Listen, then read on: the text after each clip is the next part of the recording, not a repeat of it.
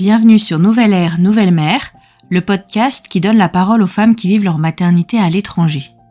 Aujourd'hui, je reçois Stéphanie, française, mariée à un japonais et mère de 3 grands-enfants. Après 15 ans de vie en France, elle et sa famille ont fait le choix de venir s'installer au Japon pour permettre à leurs enfants de découvrir leur deuxième culture. Stéphanie nous raconte les coulisses de cette expatriation en famille, une année folle avant le départ, l'arrivée des enfants dans le système scolaire japonais et les spécificités de ce système. Mais aussi ce que ce changement de vie a bousculé pour elle. Car derrière ce projet familial, il y a aussi une femme qui doit se réinventer. Stéphanie partage avec beaucoup de sincérité ce moment de bascule, passé d'une vie professionnelle intense à un quotidien soudainement très différent. Cet épisode nous rappelle que s'expatrier en famille est souvent un projet commun, mais une fois sur place, chacun fait face à des défis bien différents. Je vous souhaite une bonne écoute. Un grand merci d'être là ce matin. Je suis trop contente que tu aies accepté mon invitation parce que je pense que tu as plein de choses à nous dire. Contrairement à la majeure partie de mes invités, tu es maman de grands enfants et j'avais vraiment envie de te donner la parole parce que on se connaît par le biais d'une autre association que l'association des parents francophones à Tokyo. On se connaît par le biais d'une association qui valorise l'ambition professionnelle des femmes ici au Japon.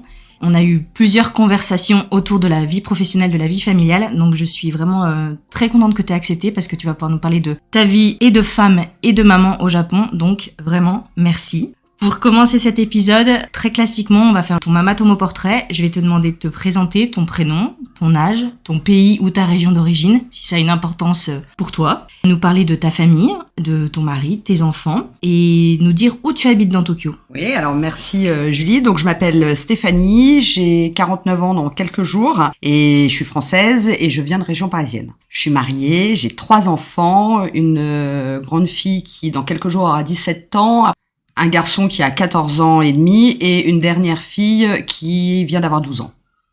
Ok, donc des ados, des grands ados. Exactement, j'en ai une qui est... Enfin, Léa, donc l'aînée, en sort, bientôt peut-être. Notre fils Louis est en plein dedans et Mao, la dernière, frappe à la porte. Donc elle commence à y rentrer, exactement. Ok. Avant que tu nous parles vraiment de ta famille et de ce projet, est-ce que tu peux nous parler de tes adresses coup de cœur, de ce que vous faites ici en famille au Japon, de nous partager tes bonnes adresses? Oui, alors déjà moi j'habite à Tabata, donc c'est plutôt dans le nord de Tokyo. On n'est pas trop excentré et donc du coup on essaye, on est là depuis, on entame notre 5e année, donc on essaye avec mon mari de faire découvrir pas mal d'endroits ou d'activités aux enfants. Les premières années. Donc on a été beaucoup à Odaiba, qui est dans le sud de Tokyo, qui est une île où il y a un peu la mer, même si on n'y met pas un doigt de pied, mais c'est surtout qu'il y a pas mal d'activités ludiques pour les enfants, de parcs d'attractions en intérieur, de cinéma et autres. Les enfants ont découvert les game centers, donc un peu moins maintenant, mais les premières années c'était vraiment un rituel. Dès qu'on passait dans un game center, fallait aller jouer une petite pièce. Et puis notre grand coup de cœur, c'est la montagne ou la forêt, notamment à l'arrière-saison en septembre où il fait encore très chaud à Tokyo, voire extrêmement chaud et humide. Et donc, on va à Akikawa. Ça fait 3 années de suite qu'on y va. On loue un cottage. On est au bord d'une rivière. C'est très dépaysant, très rafraîchissant. On fait du kayak. On a plein d'activités nautiques et on va se mettre et au vert et au frais en septembre. Et tu me disais hors micro que toi qui étais bretonne d'origine, tu avais l'impression de te baigner dans le Lévian. Exactement. C'est-à-dire que je suis très mer parce que en plus, ma maman est à Cabourg en Normandie, donc je connais que la mer salée et c'est la première fois que j'ai découvert, alors je m'étais déjà baignée petite dans des lacs, l'eau était pas du tout transparente, j'avais absolument pas aimé. Et là, j'ai découvert la sensation de se baigner dans une eau transparente, mais non salée, et d'avoir une sensation d'être propre et de pas avoir ce sel sur la peau, et c'est génial. Donc oui, je suis devenue accro. Et enfin, est-ce que tu as un hack, un tips, une appli, un gadget, quelque chose dont tu ne pourrais pas te passer au quotidien dans cette vie de maman expatriée? Oui, alors mon téléphone, avec 2 applis, Google Maps et surtout Google Traduction, parce que on aura l'occasion peut-être d'en parler, mais je parle pas japonais. Je suis assez autonome quand même. En tout cas, j'essaye de l'être avec mes enfants et les activités. Donc, si j'ai pas la traduction, je ne survis pas. Oui, parce que tu nous en parleras après. Mais toi, tes enfants sont scolarisés à l'école japonaise, donc tu as besoin de comprendre ce qui est marqué sur ces fiches pour pouvoir les aider. Exactement. Alors maintenant, je vais te demander de nous raconter ce qui t'a amené à venir vivre au Japon et ici à Tokyo. Comme on le disait en intro, mon mari est japonais. En 2004, je suis venue passer une année en Working Holiday Visa, qui maintenant s'appelle un PVT. Donc c'est une année où on a le droit de travailler au Japon. Moi, j'étais jeune professionnelle, j'avais travaillé 2 ans et je voulais prendre une année sabbatique. L'histoire a fait que je suis venue au Japon pendant 1 an et au cours de ce séjour, j'ai rencontré celui qui est devenu mon mari. On a entamé une relation à distance pendant 3 ans, donc Tokyo-Paris, à se voir que quelques fois par an, puisque voilà, moi je suis rentrée au bout d'1 an, j'ai retravaillé. Et puis la vie a fait qu'on pouvait pas se séparer, donc on a décidé de se marier et de commencer notre vie en France, puisque lui avait un métier qui s'exportait plus que le mien. Et donc du coup, on a commencé en France. Donc il est venu, on est resté en France pas loin d'une petite quinzaine d'années. On s'est mariés, on a eu donc nos 3 enfants et le Covid est arrivé, des remises en question, des envies de changer de job, mais c'était pas facile. Bref, et puis surtout une envie de faire connaître aux enfants leur deuxième pays, sachant que ça a toujours été un petit peu dans notre deal de mariage, si je puis dire, puisque me mariant avec un Japonais qui n'avait pas d'autres intérêts pour la France que moi, d'un jour repartir au Japon. Et donc on s'est dit c'est le bon moment. Notre fille aînée allait avoir 12 ans. Et on s'est dit, l'adolescence arrive, elle voudra plus jamais partir. Et donc, on a monté ce projet de faire connaître aux enfants leur deuxième pays et qu'ils deviennent à moitié japonais, puisque en France, ils parlaient pas japonais, mon mari leur parlait pas japonais. Et donc, du coup, à part 2-3 séjours en vacances et 2-3 mots, ils ne connaissaient rien du Japon. C'était quoi votre fréquence de visite au Japon? Alors, comme on a eu les 3 enfants en 5 ans, je te cache pas qu'on n'est pas allé au Japon pendant 6 ans. Le premier voyage en famille, notre dernière Mao avait 1 an. Donc, l'aîné en avait 6 et Louis en avait 3, voilà. On est parti 3 semaines. Et puis ensuite, moi, j'y suis, donc c'était en 2015. Je n'y suis pas repartie jusqu'à 2022 quand on est arrivé. Et mon mari, avant le Covid, donc été 2019 et été 2018, avait emmené juste les 2 grands pendant 3 semaines en juillet pour aller voir sa maman, lui, et les scolariser dans une école japonaise pendant 2 semaines. C'est pas ça qui les a fait beaucoup parler, mais en tout cas, ça leur a fait un petit peu découvrir le Japon. Donc, vous prenez cette décision de venir tous vous installer quand même en famille au Japon, avec toi, ton année au Japon que tu as apprécié, adoré, j'imagine. Une visite en famille où les enfants ont de 1 an à 6 ans, en été, les 2 grands, les 2 aînés, ils reviennent faire 3 semaines. C'est tout. Ouais, c'est ça, là, je suis en train de percuter, et c'est tout. Oui, c'est exactement pour ça qu'on a décidé de venir et de venir y vivre et de les scolariser à l'école japonaise. C'est parce que, si tu veux, ils ne connaissaient pas leur deuxième pays. Et le lien avec le Japon chez vous en France, c'était quoi? Pas grand-chose. Tu dis, ton mari ne parlait pas japonais, mais à la maison, c'est quoi votre langue? Français. Ton mari parle français, il est parfaitement bilingue? Pas parfaitement. En fait, si tu veux, quand on s'est connus, il parlait évidemment pas un mot de français, puisque la France n'avait aucun intérêt. Il avait fait ses études aux États-Unis, donc il parlait très bien anglais, donc on parlait anglais au début. Puis quand il est venu en France, il a repris des études d'ingénieur, il est ingénieur, pour trouver plus facilement un job, et il s'est mis à, du coup, prendre des cours de français. Et puis, petit à petit, on a arrêté de parler anglais, on a switché en français. Alors, avec un tout petit français au début, et puis qui a augmenté. Donc, il est pas bilingue, mais enfin, il parle il parle bien, il fait des fautes de grammaire, évidemment. Mais voilà, oui, non, il se débrouille très bien. Et donc, comme lui, il était dans cet apprentissage du français, il n'arrivait pas à switcher en japonais quand les enfants ont commencé à naître les uns après les autres. Et surtout moi qui parle pas un mot. Et donc, du coup, souvent quand les parents parlent comme ça, chacun leur langue maternelle, l'autre parent souvent la comprend. Et donc, il n'y a pas d'exclusion. Et donc, je pense que inconsciemment, puisque tout ça n'a pas été conscientisé, il se disait, si je leur parle japonais, j'aurais qu'une relation avec mon enfant ou mes enfants en excluant à minima Stéphanie, je pense. Et donc du coup, bref, il leur a jamais parlé japonais. Donc nous, notre relation avec le japonais, c'était une visio avec ma belle-mère toutes les semaines, une petite association pas très loin de chez nous, par le courant des hasards, voilà, en région parisienne, où il y avait une japonaise d'un certain âge qui accueillait le samedi matin pendant 2 heures des franco-japonais, sachant que tous les franco-japonais étaient avec des mamans japonaises et donc parlaient très bien japonais. Donc les nôtres, c'était vraiment pour qu'ils aient pendant 2 heures une écoute, mais si tu veux, ils étaient incapables. Quand on est arrivé en 2022, ils ne construisaient pas une phrase. Et donc vraiment notre projet, c'était, on considère que c'est une chance d'avoir de nationalité, de culture, et donc qu'il soit vraiment biculturel. Voilà, ça a été ça, notre projet de base, avec tout ce que ça comporte après.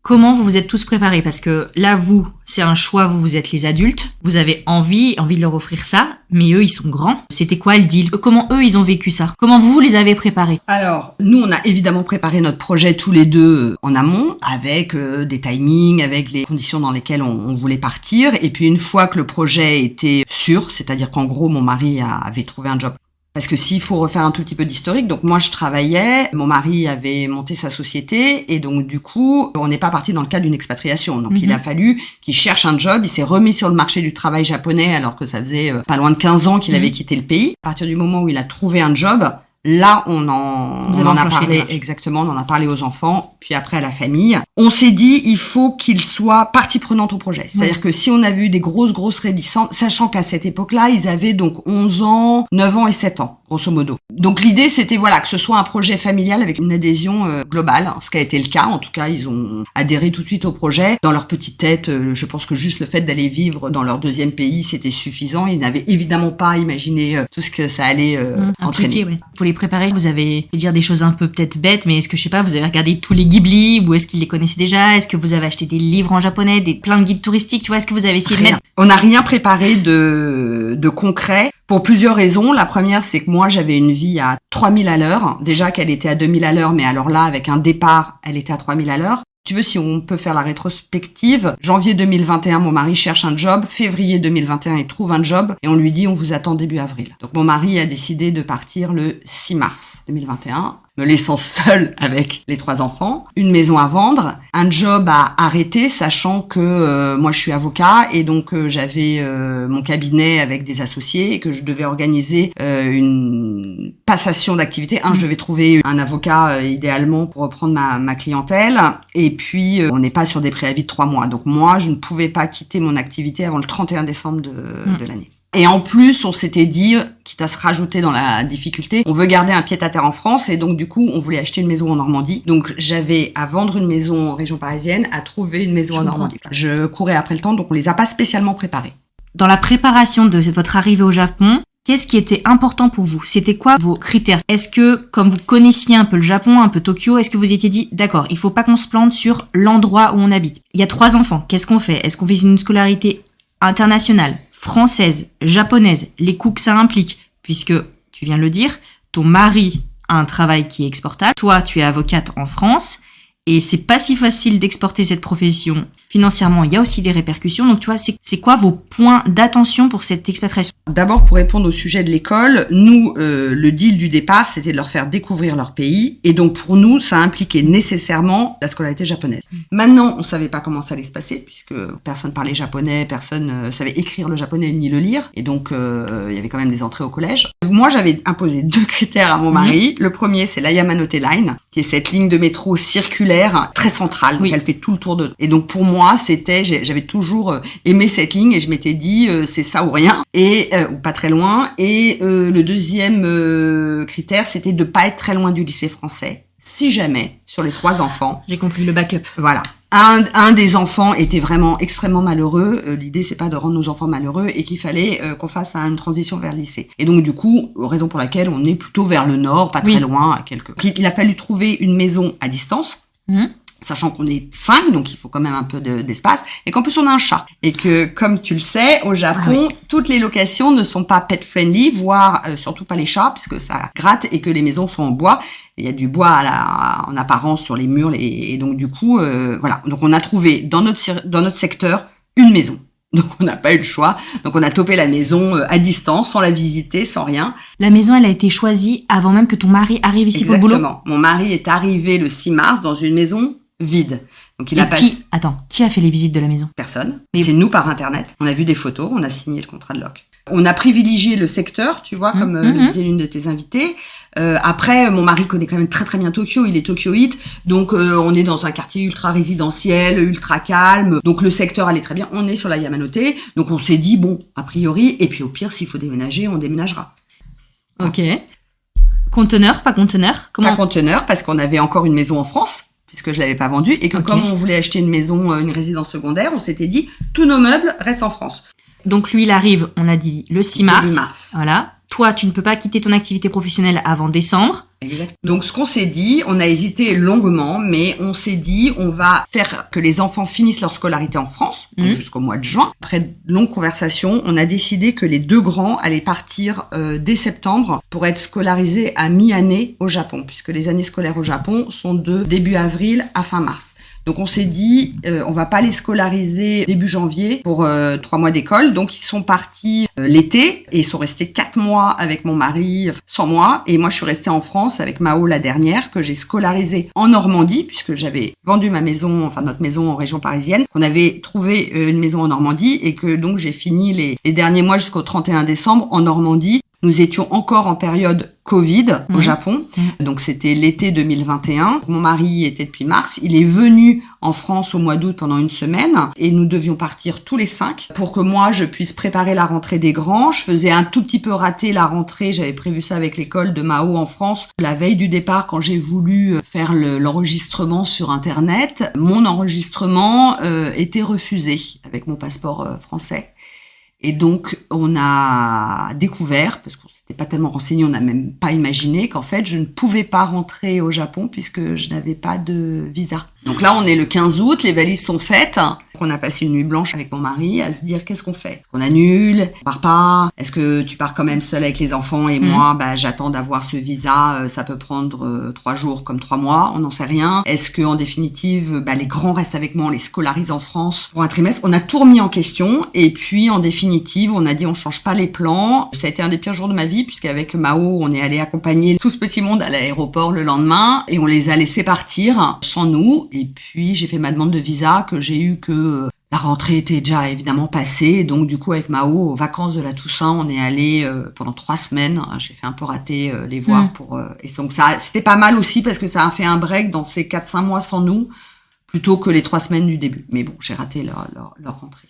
C'est un sacré truc, ça, quand même. Enfin, ça, j'imagine que horrible. Là, le cœur de maman à l'aéroport, waouh, t'as prévu de partir, en fait, tu pars pas. Tu vois tes 2 grands, tu te dis, ok, donc ils vont, certes, dans leur 2e pays, mais qui connaissent très peu, voire pas. Et ils vont faire la rentrée tout seuls.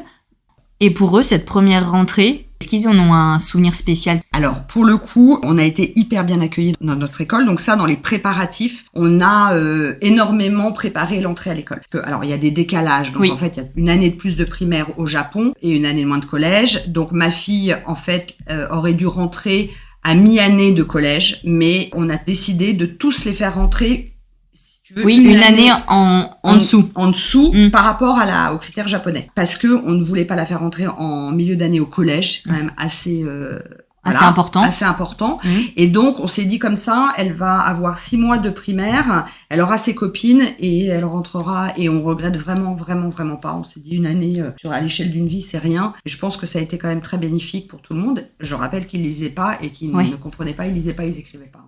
Donc mon mari a énormément préparé ça avec l'école, ça a été validé par l'école, ils ont été préparés à tel point que le premier jour de la rentrée, donc en fait ça correspond à des grandes vacances au Japon, puisque le mois d'août n'est pas un changement de classe, mais quand même une grande période de vacances, il y a 5 ou 6 semaines. Donc ils sont arrivés avec tout le monde après les vacances. Il y a eu une grande réunion dans la cour, ils ont été accueilles par un discours du directeur, présentés, ils ont dû se présenter, donc là ça a été très, très impressionnant pour eux. Ils ont dû, ne serait-ce que dire leur nom en japonais, une petite phrase devant 600 élèves. L'école avait trouvé une dame qui parlait un tout petit peu français alors elle s'occupait des 3 dans 3 classes, mais quand même quelques heures par-ci par-là pour ne serait-ce que leur dire, là on te demande de poser ton cartable, on te demande de sortir ta trousse. Enfin, on en était là. Les aider à identifier les phrases clés routinières en fait qu'ils allaient entendre tout le temps. Exactement. Voilà. Donc pendant des semaines et des semaines, ils n'ont rien compris et ils ont suivi ça. Et puis la dernière chose, c'est que l'école avait, en tout cas notre COU, qui est notre arrondissement, prévoit des cours particuliers pour les enfants étrangers. Donc pendant 2 matinées par semaine, ils sont sortis de l'école pour aller avec des profs particuliers pour booster un peu leur japonais. Et ça, ils ont fait ça pendant 2 ans chacun. Ça les a beaucoup aidés. Et ça, c'est pas votre charge financière? Non. C'est intégré, c'est le coût qui met ça en place. Est-ce que tu sais si c'est uniforme à Tokyo ou si c'est spécifique à votre coût? Parce que c'est incroyable comme mesure. C'est génial. Parce que même tu dis la traductrice qui a été déployée pour venir avec eux, c'est incroyable. Ça, je pense que c'est particulier à notre école. Encore une fois, je sais qu'il y a beaucoup de choses qui se disent sur le fait des enfants étrangers dans les écoles japonaises, les problèmes de harcèlement, les problèmes de discrimination. Moi, je dois dire qu'on n'a pas du tout été confrontés à ça et on a même été très très bien accueillis. En tout cas, vraiment, nous, alors c'est peut-être notre école, tu vois, le fait d'avoir retrouvé cette dame qui parlait français, c'est peut-être typique de notre école, mais en tout cas, ça a quand même contribué aussi à l'intégration des enfants. Ouais, est-ce que ça soit plus doux et puis toi, peut-être aussi à distance de savoir que exactement. Ouais, ça aide. Sur cette école, tu dis ton mari a beaucoup préparé, ton mari a fait beaucoup de rendez-vous. Cette école, vous l'aviez spécialement ciblée. En fait, c'est par le quartier, par la maison, l'unique maison disponible, que cette école, carte scolaire, devient votre école, quoi. Exactement, puisque c'est comme en France, carte scolaire, donc exactement. On a une bonne étoile là-dessus, je pense, oui, tout à fait. Comme on est sur l'école, je te propose qu'on reste sur l'école. Comment se décompose leur semaine? C'est quoi les cours, les exigences scolaires? Tant par les professeurs que par vous dans votre famille. On entend parler des fois des TIG quand ils sont petits, nettoyer la cour, prendre part à la vie communautaire de l'école. Est-ce que ça c'est vrai? Ça se passe comment concrètement l'école au Japon? Je ferai une différence entre le primaire et le collège. Encore une fois, c'est basé que sur ma vision et mon expérience et ma vision extérieure. En primaire, ils ont des exigences pas très élevées, je trouve. Enfin, pas très élevées. En tout cas, on leur met pas une grosse pression comme on peut s'imaginer la grosse pression scolaire au Japon. Je trouve qu'elle arrive au collège. En primaire, les journées se déroulent assez classiquement. Donc, on a un temps scolaire qui est plus long sur l'année qu'en France. Il y a en gros 2 mois de vacances, là où je crois qu'il y en a plus ou moins 4 en France. Et donc, du coup, il y a beaucoup plus de matières, et notamment de matières annexes aux matières un peu fondamentales. Donc, ils font du japonais, ils font de l'anglais, ils font des maths, des sciences, de l'histoire, de la géo. Mais aussi, alors il y a beaucoup de musique, beaucoup d'art plastique. Il y a des activités de bricolage, il y a des activités de cuisine, il y a des activités, ils vont faire un peu d'ikebana, qui est de l'art floral, enfin très diverses, et de couture. Mon fils, il a appris à coudre, il sait coudre avec une machine. Ça c'est génial, ça me fait un peu penser au récit d'école de ma mère. Exactement. Oui, il y avait des cours de cuisine. Ah, la seule différence, c'est que les cours de cuisine et de couture étaient réservés aux filles. Ouais, et là c'est et le bricolage pour les hommes. Alors que là, c'est la classe entière. Il n'y a pas de sexisme là-dessus, heureusement. Aujourd'hui, ils trouvent que l'école japonaise, en tout cas le primaire, c'est très sympa. Parce qu'ils font plein de trucs variés, c'est très ludique. Même dans les apprentissages, c'est très ludique. Il y a quand même un grand principe au Japon, je trouve, qui est l'autonomie, puisque les enfants, à partir de 7 ans, quand ils rentrent en primaire, vont à l'école tout seuls, rentrent de l'école tout seuls. Donc ça, ils ont découvert cette autonomie. Je te cache pas, ils avaient pas du tout en région parisienne. J'avais une nounou, donc ils mettaient pas un doigt dehors, même pour un tout petit trajet école-maison, sans la nounou ou nous. Et sur ça, là, sur cette autonomie sur les trajets, vous, parents? Alors, mon mari, pas du tout, puisque lui, il a été élevé comme ça, c'est ce qu'il a connu, donc pour lui, c'est complètement normal. L'école était vraiment au bout de la rue, donc il pouvait pas se passer. Et puis, en fait, il y a des relais partout. Donc, il y a des personnes âgées qui sont employées par l'école pour faire traverser à les carrefours ou les passages piétons aux alentours de l'école. T'as le chapeau obligatoire. Toutes les écoles ont, qu'elles soient publiques ou privées, un chapeau. Et donc, du coup, tu sais que quand l'enfant a son chapeau sur la tête, il est sur un chemin école maison. Et d'ailleurs, il n'a pas le droit de le mettre en dehors de ça. Et quand ils sortent de l'école et qu'ils veulent aller jouer au parc, parce qu'ils sont très libres là-dessus aussi, ils doivent passer par la maison pour enlever le chapeau. Et donc, si tu veux, je pense que dans l'inconscient collectif des passants, tout le monde a un petit œil. Donc, je me suis très vite détendue là-dessus, parce qu'encore une fois, c'était vraiment au bout de la rue, et puis qui sont des nuées d'enfants le matin, qui accourent. Donc, si tu veux, bon...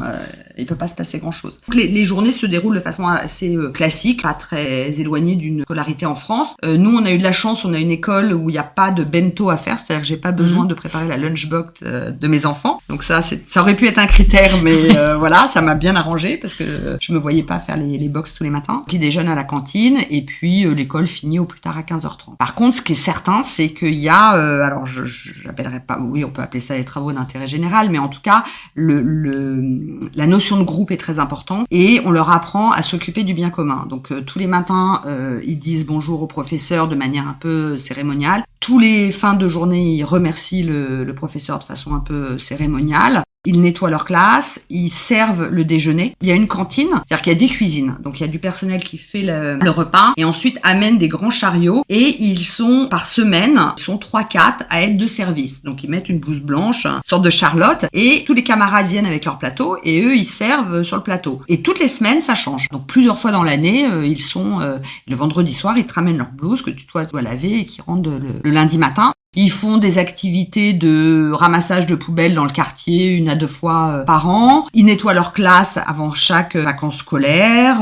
Ça, c'est sûr qu'il y a un côté très, très collectif. Est-ce que sur tout ce qu'ils ont appris là à l'école, est-ce que toi, t'as vu une répercussion sur la vie à la maison? Oui, alors ils ont des réflexes. Ils jetteront plus rien par terre. Ça, c'est quelque chose... alors, c'est pas que l'école, je pense, de vivre au Japon. Quand on rentre en France, ils sont vraiment très choqués. Ils ont des réflexes de ramasser ce qu'ils trouvent et d'aller les déposer au Koban, qui est le petit poste de police du quartier. Avant, je pense qu'ils auraient pas eu ce réflexe-là. Et puis c'est surtout qu'ils ont gagné en autonomie. C'est-à-dire que ma petite fille de 7 ans, quand elle est arrivée, très vite elle allait jouer au parc toute seule, elle faisait du vélo dans le quartier, elle allait au supermarché faire les courses toute seule. Enfin c'est ça pour le coup c'est vraiment bien. Ils ont gagné en autonomie dans un univers ultra sécurisé.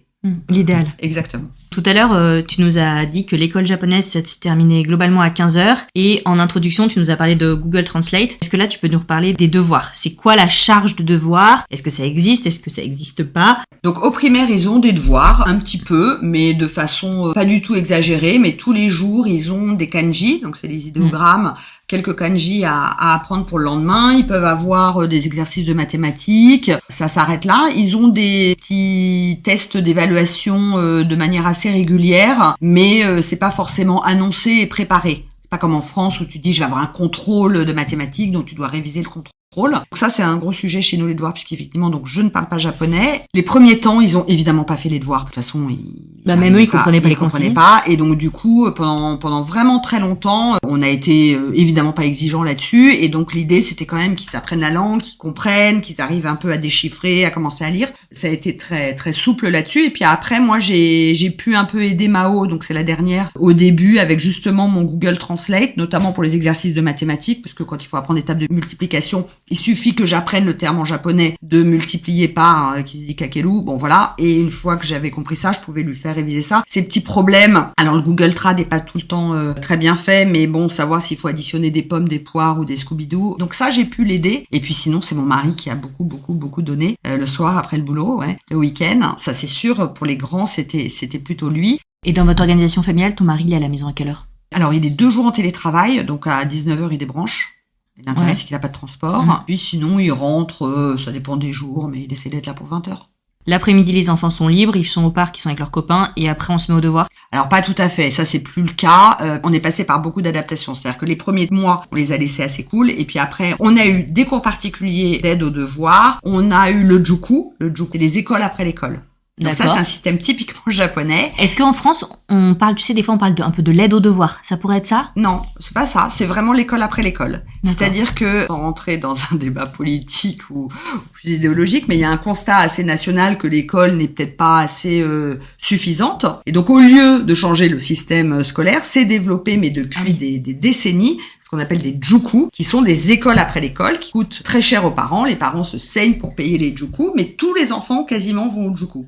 Alors par période, pour préparer des examens de manière plus globale, parce que les parents veulent les pousser à faire les meilleures écoles ou les meilleures universités, ou parce qu'ils ont des difficultés, enfin il y a moult raisons. On a mis en place pas mal de choses pour prendre le relais par rapport à mon mari, mais pas que, parce que je pense que même si moi je parlais japonais, tout le monde passe un peu par là. Donc tout le monde a ses petites activités d'après l'école, plus des cours de français, parce que maintenant le challenge c'est qu'ils ne perdent pas trop leur français. Autant en France l'idée c'était qu'ils apprennent le japonais, maintenant j'en suis à qu'ils perdent pas leur français, ce qui est aussi un challenge chez nous. Et là sur le français, la langue à la maison maintenant c'est devenu quoi? Alors officiellement c'est essentiel le français, mais ils parlent de plus en plus japonais, puis mon mari du coup leur parle japonais, et puis en même temps ils doivent progresser en japonais, donc je peux pas complètement interdire le japonais, mais à la maison ils sont pas censés parler japonais, ne serait-ce pour que je comprenne. C'est ça. Pour le coup, et ça me force pas aussi à apprendre le japonais plus, parce que je me dis que le jour inconsciemment quand ils auront compris que je comprenais, parce que quelquefois évidemment je comprends, donc j'interviens, ils me disent bah tu vois t'as compris, j'ai dit mais c'est pas un problème de savoir si je comprends pas, c'est un problème de pas oublier le français. J'aimerais bien maintenant qu'on fasse un petit focus sur toi, parce que je trouve que tu as dit plein de choses très intéressantes dans ce qu'implique d'organiser une nouvelle vie de famille à l'étranger. En fait, il y a toute la partie logistique, en fait, on va dire charge domestique aussi de partir, de préparer cette expatriation, ensuite d'arriver sur place, de quitter une vie professionnelle bien remplie, très prenante tant dans la tête que dans le temps. Comment toi, en fait, tu t'as vécu tout ça? Comment toi, tu t'es préparé à cette expatriation? Parce qu'on a beaucoup parlé des enfants, mais je voudrais que tu nous parles de toi. Ce que tu as fait à ton arrivée, ce que tu as constaté. Peut-être aussi me parler un peu des attentes que toi tu avais de cette vie. J'ai bien compris qu'il y avait la volonté familiale de faire découvrir à tes enfants cette vie au Japon, leur deuxième pays. Mais toi, quelles étaient tes attentes personnelles? Encore moins que les enfants, je me suis absolument pas préparée en définitive, puisque comme je te le disais, ma dernière année en France a été à 3000 à l'heure. Donc en fait, je courais après le temps, j'avais des to-do de 15 km, et puis mon seul objectif c'était d'avancer jusqu'au 31 décembre où officiellement j'ai arrêté mon activité. Et j'avais un avion le 7 janvier. Donc si tu veux, je suis arrivée ventre à terre au Japon. En plus, on était encore en période Covid, donc on a eu une quarantaine à l'hôtel, donc pendant 7 jours. Je te passe les détails, mais ça n'a pas aidé non plus. Bref, donc je suis arrivée ventre à terre et après une année de folie. Et donc du coup, absolument pas un quart de seconde à consacrer à moi. Et donc le projet personnel, c'est également doublé d'un projet professionnel, puisque moi, ça faisait plusieurs années que voilà, j'avais une envie d'arrêter de travailler. En tout cas, je me posais pas mal de questions. J'étais pas forcément très bien. Mon métier m'avait complètement essoré, rincé physiquement et psychologiquement. Sauf que je n'arrivais pas à arrêter. Et donc, du coup, ce départ à l'étranger a été pour moi très salvateur, puisque j'ai enfin vu la lumière au bout du tunnel et je me suis dit, ça y est, je vais enfin pouvoir arrêter, puisque j'ai pas le choix que d'arrêter, puisque je pars à l'autre bout du monde. Et donc, je vais enfin vivre ma meilleure vie. Donc, moi, je suis arrivée comme ça au Japon. Autant te dire que la réalité a été tout autre, puisqu'une fois qu'on s'est dit ça, très bien, donc je suis arrivée, il y a eu les premiers mois d'adaptation, de prise en main de la maison, les enfants, l'école, redécouvrir ce pays, enfin cette ville que j'avais pas vue depuis des années, bon, très bien. Est-ce que là, quand tu te dis, il faut se réadapter et tout, est-ce que là, quand tu y repenses, est-ce qu'il y a des souvenirs spécifiques? Est-ce que si tu te fais un flashback d'il y a 5 ans, à quoi tu penses? Qu'est-ce qui a été le plus dur quand t'es arrivée? Alors quand je suis arrivée, c'était pas dur parce que j'étais encore dans j'arrive, c'est génial, je découvre cette maison, donc voilà, faut que je la meuble. Enfin, j'étais quand même très l'euphorie. Oui, un peu l'euphorie quand même c'est super cette nouvelle vie, justement le container qui arrive, on déballe, on s'installe, voilà. Donc ça va. Retour en France l'été. Erreur, je pense. On revoit tout le monde, on se remet un shoot de famille et d'amis, tout ça sous le soleil de la France. Et arrivé en septembre, et là, donc tout le monde reprend ses activités, c'est-à-dire mes enfants à l'école, mon mari au travail, et moi là, rien. Le vide absolu, le néant absolu. La maison était installée, les enfants avaient pris leur marque, et moi, je n'avais plus rien. Pas d'amis, pas de connaissances. Et donc, les journées étaient très, très, très, très longues. Et là, j'ai commencé un peu à déprimer, beaucoup. Ça a duré longtemps, plusieurs mois. J'arrivais pas, en fait, à me prendre en main. Et moi, je suis pas une solitaire. Donc, tout ce temps seul m'oppressait. Donc, tout le monde me disait, c'est génial, t'as du temps, tu vas pouvoir te questionner, tu vas pouvoir réfléchir à ce que tu veux faire de ta vie professionnelle, une reconversion. T'as tout ton temps, c'est génial. Et sauf que moi, ce temps m'angoissait, cette solitude m'angoissait. Et donc, plutôt que de l'utiliser à faire une introspection de moi-même, à me questionner, je faisais l'autruche, je voulais surtout pas me poser des questions, et puis, je faisais plus rien. Voilà. Donc ça a été un peu dur, voire très dur, et j'ai eu des personnes qui sont venues me voir, ma sœur, des amis, et donc là, à chaque départ, ça me replongeait encore plus dans mon mal-être, en fait, même si j'étais convaincue que je voulais pas rentrer en France. C'était ça le paradoxe, c'est-à-dire qu'à cette époque-là, tu m'aurais dit, vous refaites le chemin à l'envers, j'aurais dit non. Parce que je savais quand même, alors pour les enfants, mais même pour moi, pour ma famille, je faisais enfin une pause. Et puis en fait, j'ai mis du temps à me décrocher de mon stress du métier. J'ai mis plusieurs années. C'est-à-dire que ce métier que je vivais avec une sorte de charge mentale démultipliée, peut-être je n'arrivais pas à prendre assez de recul. J'ai mis des mois, voire des années à ne plus en rêver et pas forcément des rêves heureux, ou ne plus cauchemarder, ne plus me faire encore des crises d'angoisse. Il m'a collé à la peau vraiment longtemps. Maintenant, je peux, tu vois, un peu plus me reposer par rapport à ça. Et donc, du coup, le temps a été long, j'ai vécu la solitude. Psychologiquement, j'étais pas bien du tout. Et puis, en fait, je n'étais plus rien. C'est-à-dire que pendant 18 ans, j'étais avocate, j'avais créé des cabinets, j'avais une vie à 1000 à l'heure, j'avais des enfants, j'avais pas assez de temps pour ma famille, et là, en fait, j'avais trop de temps pour ma famille. Et puis eux, ils étaient pas forcément très heureux de me voir à la maison râler parce que j'avais rien fait de ma journée, parce que on s'extasiait parce que j'étais allée faire des courses toute seule. Et donc je disais à mon mari, bon, c'est gentil, mais pas non plus y passer le dîner. Et donc du coup, il a fallu que je recrée un réseau et un lien social, et ça a été très long. Et ça a été le plus dur pour moi. Est-ce que tu avais entendu parler un peu de la courbe du moral dans l'expatriation? Pas du tout. Je m'étais pas intéressée au sujet, en fait. C'est pour ça que si je devais refaire cette expérience-là, ou si demain on devait partir dans un autre pays, je referais très différemment. Mais comme je te dis, je n'avais rien préparé, rien anticipé. Et alors, encore moins d'un point de vue psychologique, j'étais tellement sûre de moi. Et France, tout le monde me disait, mais Steph, évidemment que t'es pas faite pour rester chez toi. Mais si, mais ça va être génial. Je rêvais de cette vie-là. Et puis maintenant, tout va beaucoup mieux et ma vie est très pleine. Mais je recherche, à avoir un projet plus professionnel. Oui, le manque d'étiquette professionnelle. Oui, et de challenge professionnel. Voilà, et quelque chose qui manque. Ce manque d'étiquette, puisque quand même, et toi, qu'est-ce que tu fais dans la vie? C'est généralement la deuxième question qu'on pose à quelqu'un quand on le rencontre. C'est parfois difficile. Donc je vois tout à fait ce dont tu parles. Aujourd'hui, tu dis que tu es en quête de tout ça, en quête d'un nouveau challenge, en quête peut-être d'une nouvelle étiquette, d'un nouveau métier, de quelque chose que tu aimerais faire. Qu'est-ce qui a été le switch? Quelle rencontre, quelle ressource tu as sollicité pour aller vers du mieux dans ton expatriation à toi, personnelle? Est-ce que tu peux nous raconter ça? Alors déjà, je me trouvais beaucoup d'excuses parce que j'ai beaucoup considéré que le fait que les enfants soient pas au lycée français était pour moi, tu vois, que ça me ferme l'accès à cette communauté française. Je m'étais, comme tu dis, fantasmée pour beaucoup. Effectivement, il y a beaucoup de fantasmes. Alors moi, j'en avais un qui était le matin au lycée français, toutes les mamans se retrouvent et puis ça papote et puis on va boire des cafés et donc ça fait un mois que t'es au Japon et déjà t'as plein de copines et puis que tout ce petit monde s'invite à dîner et tout ça.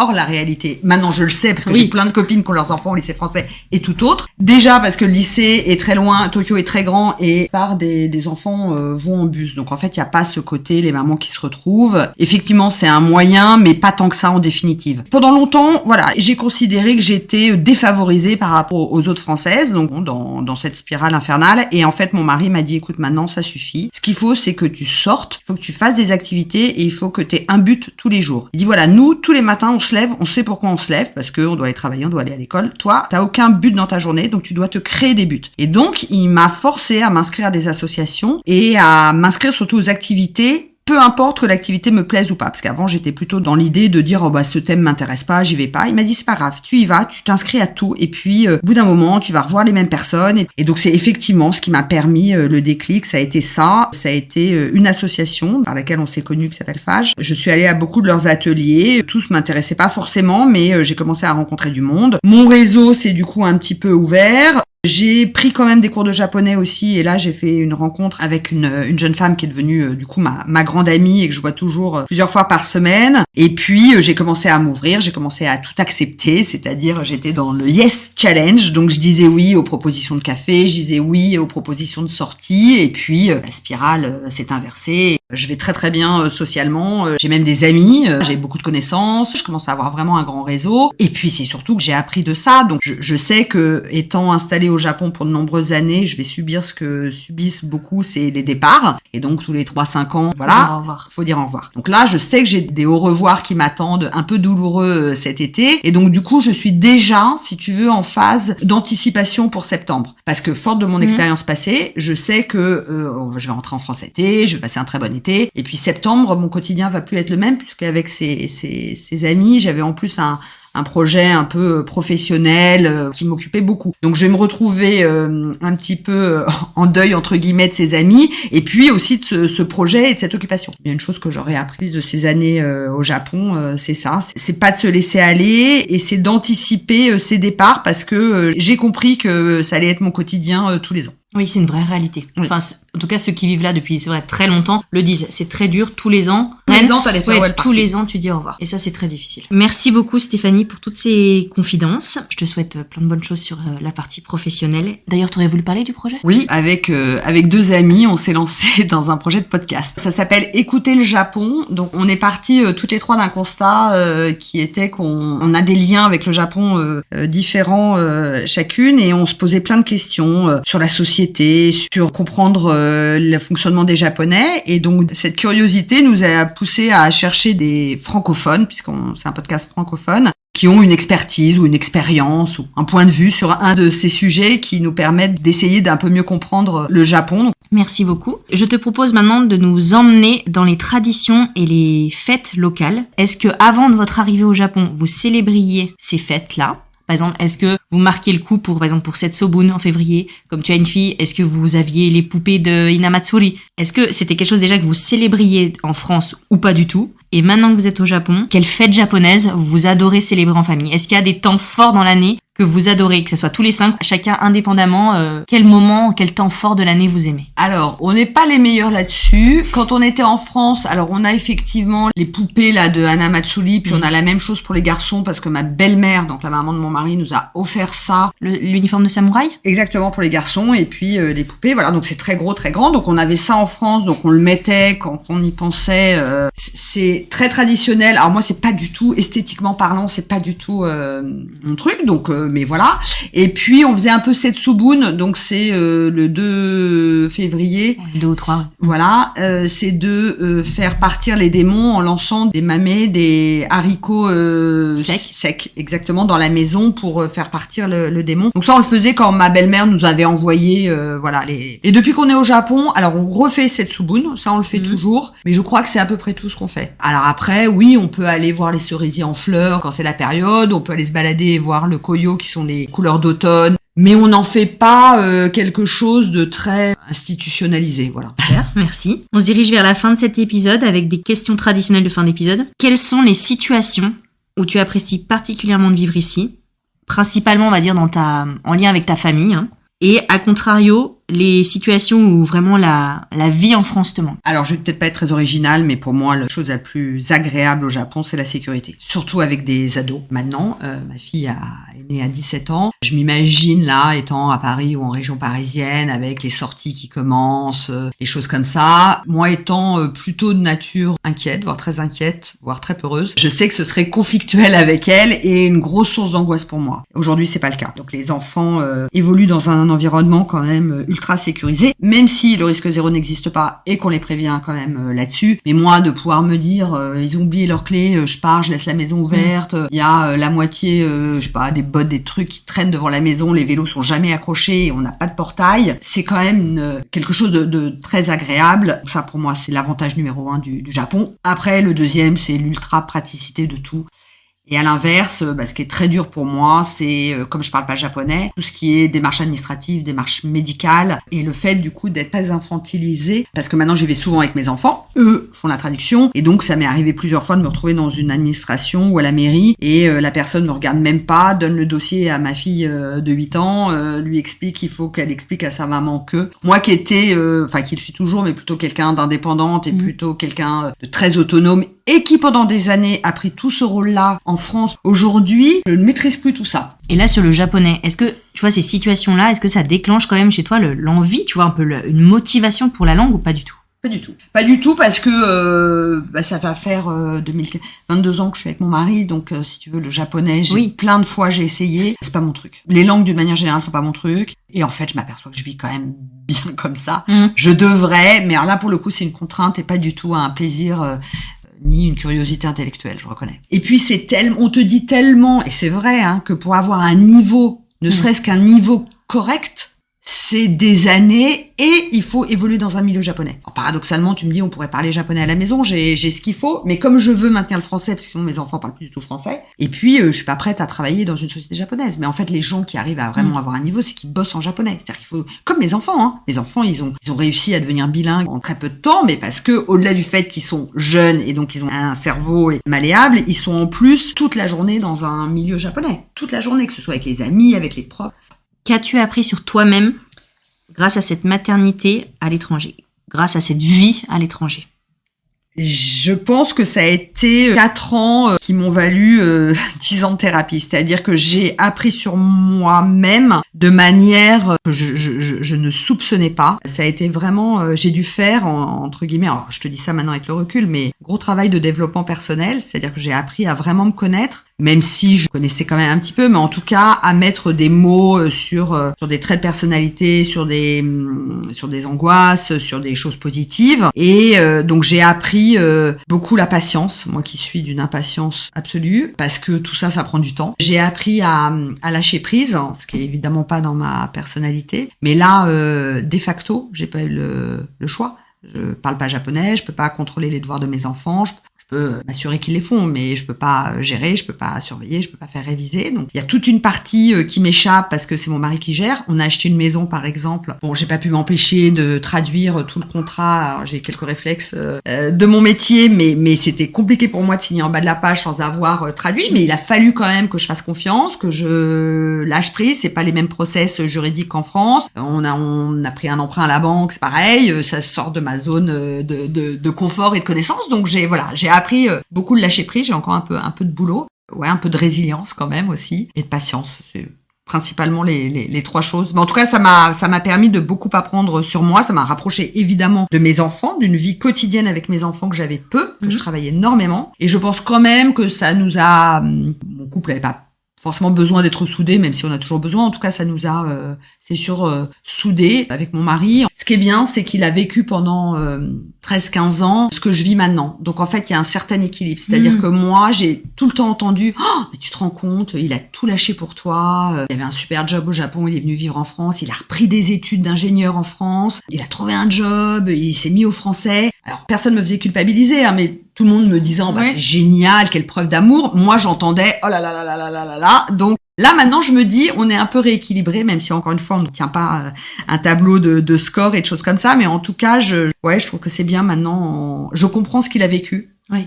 Même si je pensais comprendre, en fait, je comprenais pas. Et à l'inverse, il comprend ce que je vis et donc, du coup, il m'aide.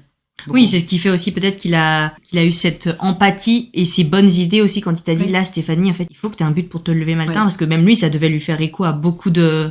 Bah, pas tant que ça, parce que lui, il est arrivé, il a repris tout de suite des études. C'est-à-dire que mon mari, il a été beaucoup plus proactif. C'est-à-dire qu'il est arrivé... Sur la langue, sur toi, le supermarché, le médecin. C'est sûr. Tu vois, t'arrives. Non, mais c'est certain. Mais par contre, lui, tous les matins, dès qu'il a mis un pied sur le sol français, il savait pourquoi il se levait.